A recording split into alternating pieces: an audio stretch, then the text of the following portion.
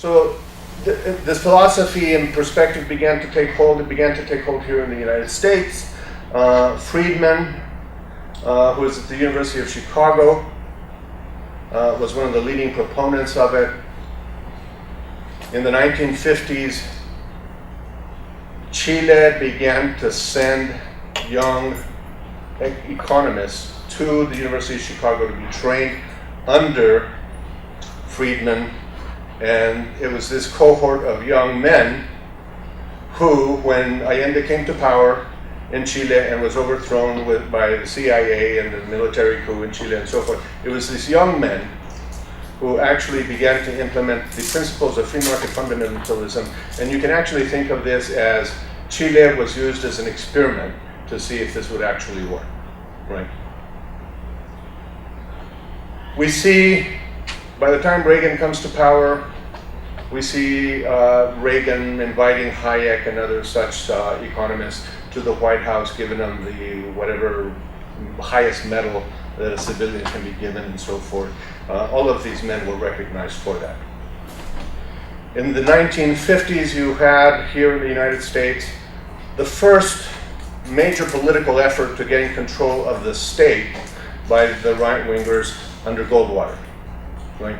And he failed, and it wasn't until Reagan came to power that we say that we began the neoliberal order. So you have then the rise of Keynesianism, the use of the state to promote economic stimulation, but also with the programs that came out of the New Deal and so forth, programs that were based on collectivism, that is, beginning to implement programs that would lift the poor in society to a better standard of living, which ultimately became, what we call today the welfare state. Although in the 60s it was not considered a negative thing, today when you say the welfare state, it always has these negative connotations, right? So you had an actual transformation of values that took hold, and which, under the leadership of Reagan, under Thatcher, under the World Bank and so forth, systematically began to transform not only the American economy, European economies, but economies throughout the globe, right? The ones that kind of sat back a little bit were the Chinese and some of the Asian countries who were not all that eager to jump on the bandwagon, but who moved toward more free market practices than they had previously.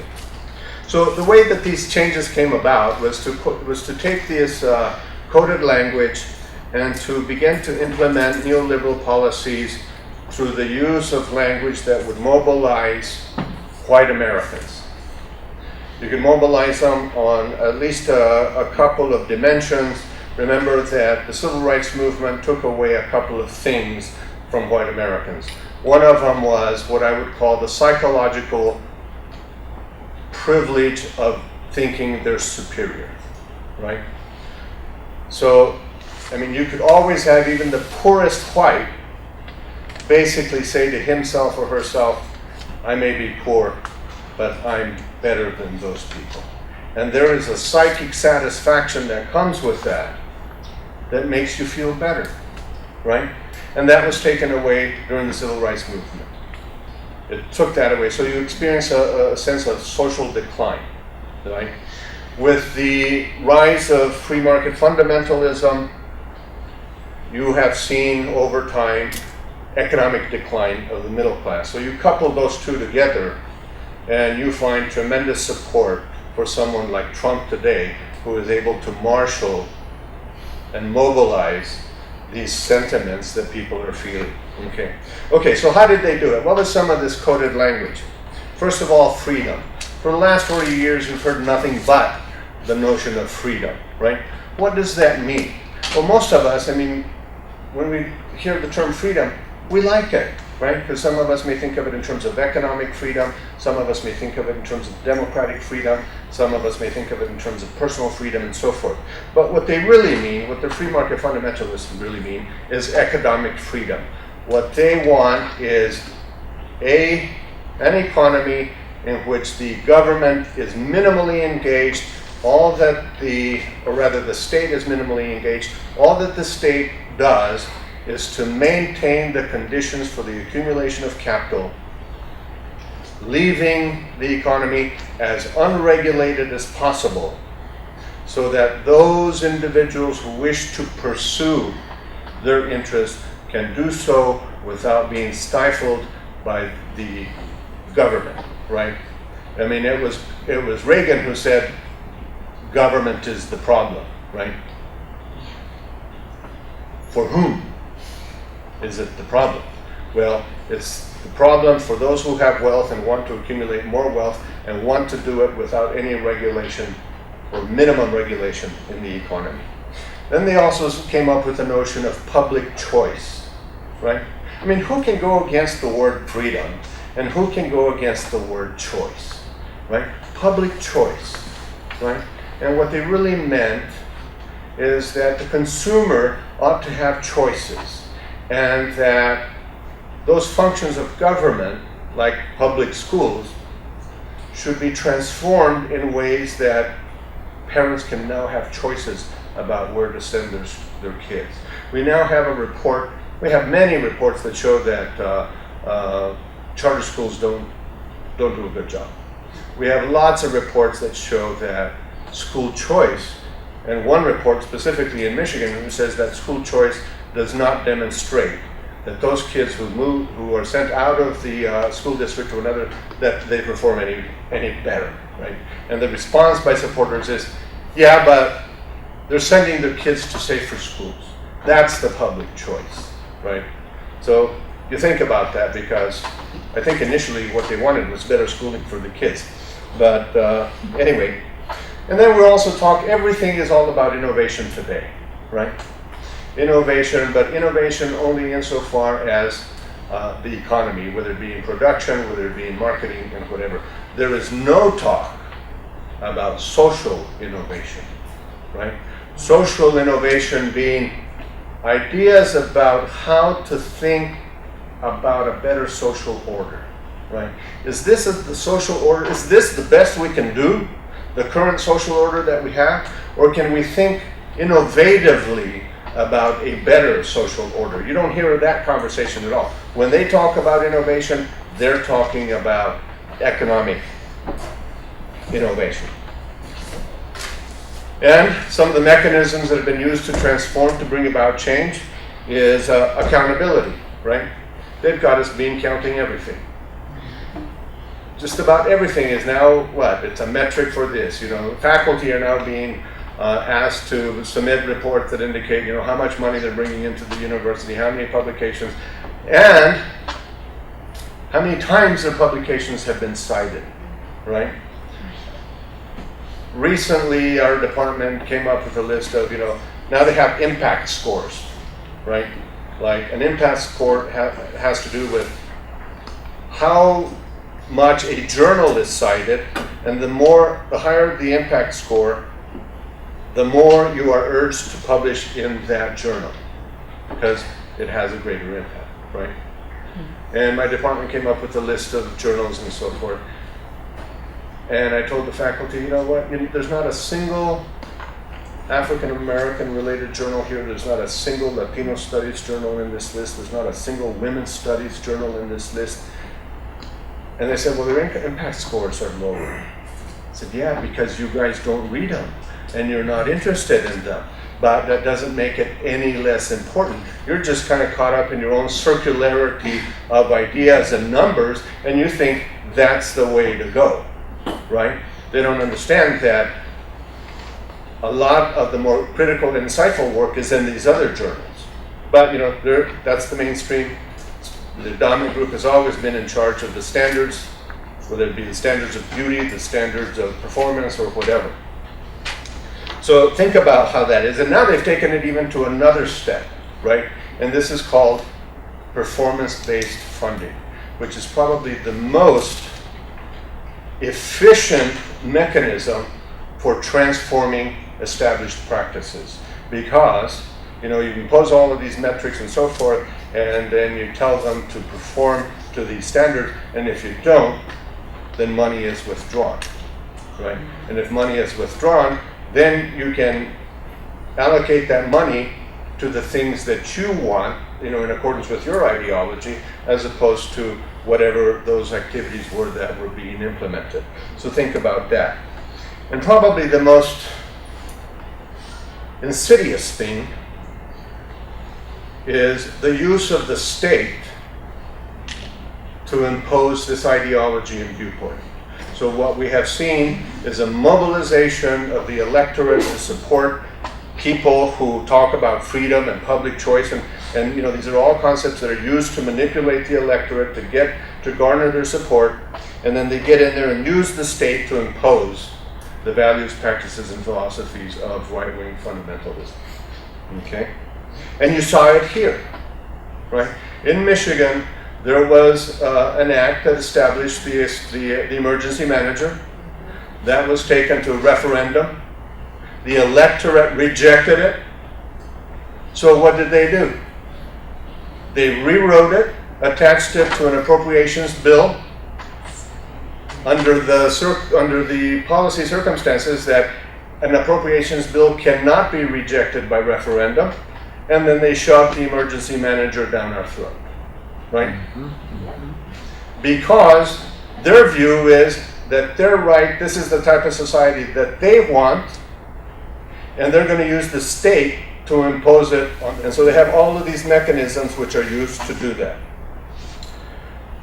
And, when I said that they began to impose all of these practices across the globe, they call it globalization.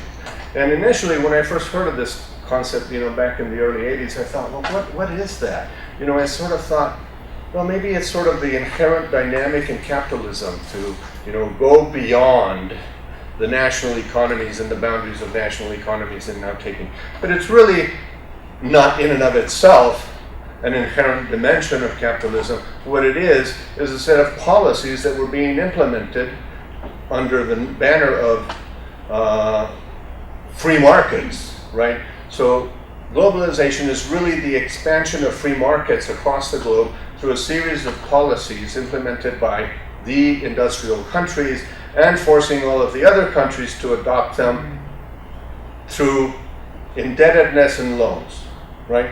So Mexico having economic problems, they're in over their head in terms of debt.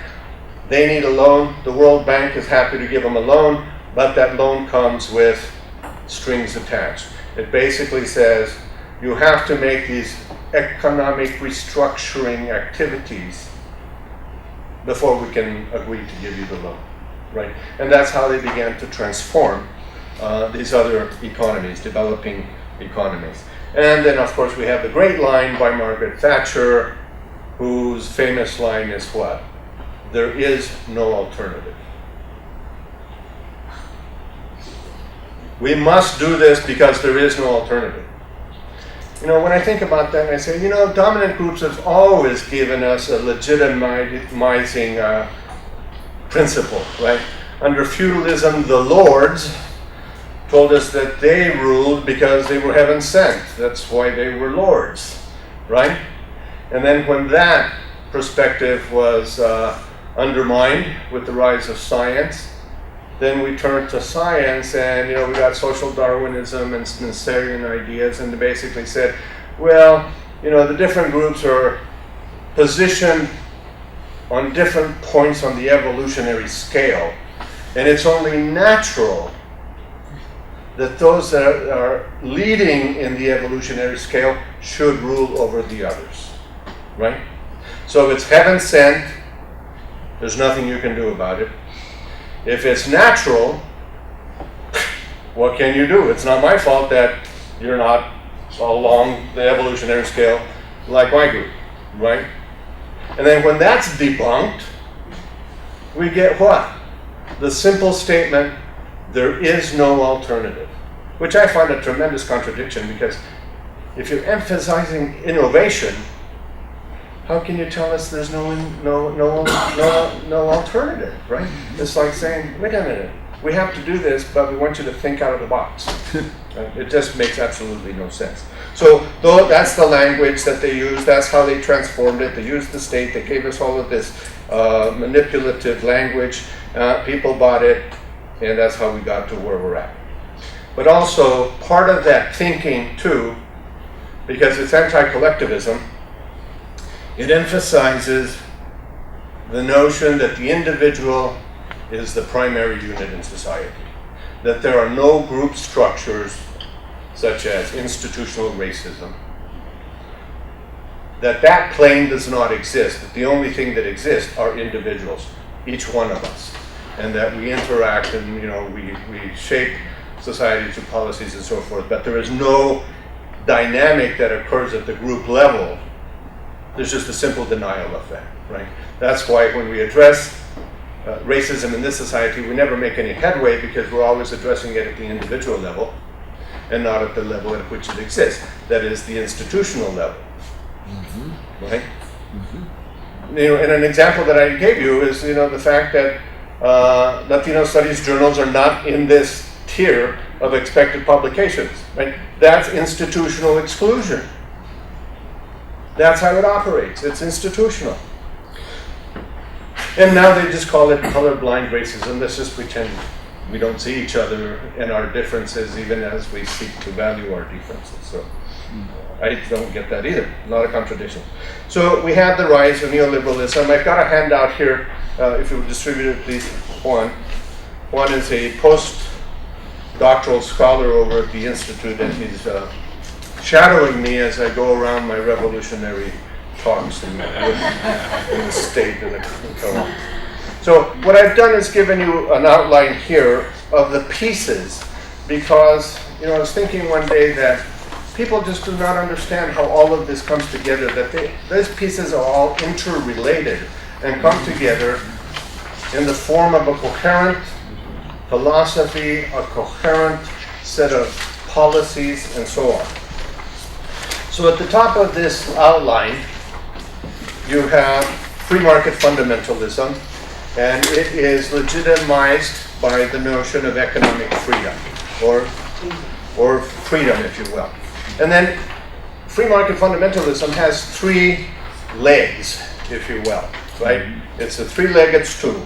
On the left is radical individualism, which basically says everybody should take care of themselves, should not depend on society for their own well-being, and there should not be any entitlement programs for anyone, except for the wealthy who need the state and the military to help them promote their interests abroad, right? And we can send our kids to die for them, but those aren't entitlements. So if you look down that, these are the pieces: radical individualism, limited government, which I mentioned before, and flexible labor. So if we go down the left column, radical individualism, nobody should depend on government, and everybody should take care of themselves. Down the middle, you've got limited government, which the way that they have transformed government is through two dimensions. One is to privatize government functions, right? So you have private prisons. We even have private armies, right? We sent private armies over to the Middle East to fight the wars for us. And then when they committed atrocities, there was little we could do to them, because after all, they're privates and private armies. And now we have a Supreme Court that basically tells us that corporations are people, so they have privacy rights, right? If you buy that, and then on the right side you have deregulation. That is, stop regulating us. Remember when this Texas candidate for the presidency, what was his name? Perry. Right, said, okay, he was running for the presidency. He's going to eliminate all these departments. He can't remember which ones. Right? You're going to eliminate the Department of Education. You've got to ask yourself, why are we eliminating that? Right?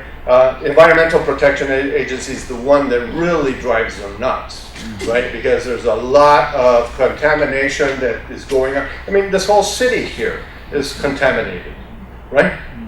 I mean, they've been pouring all of this chemicals from the auto industry for for decades, not years, decades, right? I was living in San Antonio where they, Kelly Air Force Base, that's where they would send Air Force jets to have the engines cleaned and so forth. There's an aquifer underneath that site. And, I was on a community committee to oversee the cleanup there and so forth. I mean, they had a plume of chemicals that was just kind of drifting along underneath in that aquifer, right? But people in the south side of town, mostly Latino, had wells that they used. They didn't use it for drinking, but they used it to irrigate their gardens in the backyard and so forth. So then it became systemic, and it had much higher cancer rates than any other part of the city and so forth. But they also learned how to use science to say, well, we really cannot prove cause and effect here. There are way too many factors to really say that this caused this, right? But you've got incredibly high cancer rates of the people in that area. So today they tell us that climate change isn't happening, right? Because they have hired themselves some scientists who are willing to say it isn't happening, right? Even though the majority of scientists across the globe says, no, folks, it is happening, it's real.